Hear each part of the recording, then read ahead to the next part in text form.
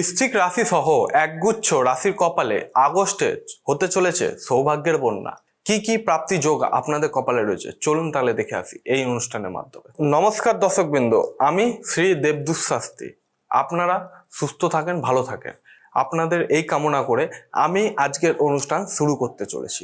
চলুন তাহলে কার কার কোন কোন রাশির প্রাপ্তি যোগ শুরু হতে চলেছে। জ্যোতিষশাস্ত্রে দেবগুরু বৃহস্পতি একটি বিশেষ স্থান রয়েছে।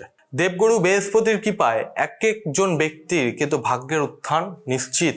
এবং দেবগুরু বৃহস্পতিকে জ্ঞান, শিক্ষক, সন্তান, বড় ভাই, শিক্ষা, ধর্মীয় কাজ, পবিত্র স্থান, সম্পদ, দান, পুণ্য ও বৃদ্ধি ইত্যাদির দায় বলা হয় বৃহস্পতি গুরুকে। ঠিক আছে, বৃহস্পতি 27টি নক্ষত্রে পূর্ণবাস এবং বিশাখা এবং পূর্ব ভাদ্রপদ নক্ষত্রে কিন্তু অধিপতি। আপনারা কিন্তু এই জিনিসটা মনে রাখবেন। ঠিক আছে, গুরু আগস্ট মাসে দুবার নক্ষত্র পরিবর্তন করবেন।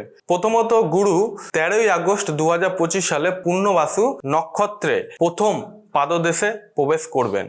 এরপরে তিনি 30শে আগস্ট দ্বিতীয় পাদদেশে প্রবেশ করবেন। এবং জ্যোতিষশাস্ত্রে গণনা অনুযায়ী গুরুর দুবার গতি পরিবর্তনের কারণে কিছু রাশি জাতক জাতিকাদের সৌভাগ্য লাভ হতে চলছে এবং করবে।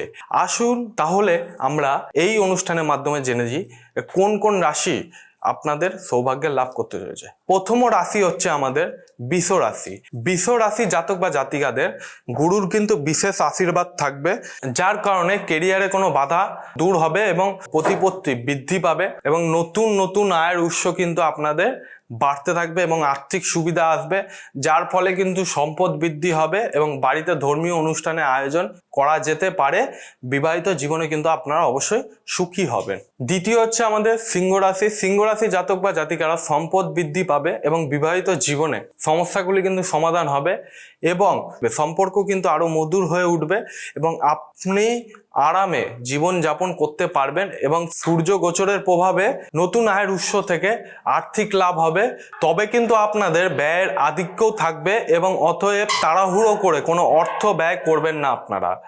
আমাদের তৃতীয় রাশি আছে বৃশ্চিক রাশি। বৃশ্চিক রাশির যারা জাতক বা জাতিকা রয়েছেন ব্যবসায় বৃদ্ধি, নতুন সুযোগ পাবেন আপনারা এবং দীর্ঘস্থায়ী রোগ থেকে কিন্তু আপনারা মুক্তি পাবেন।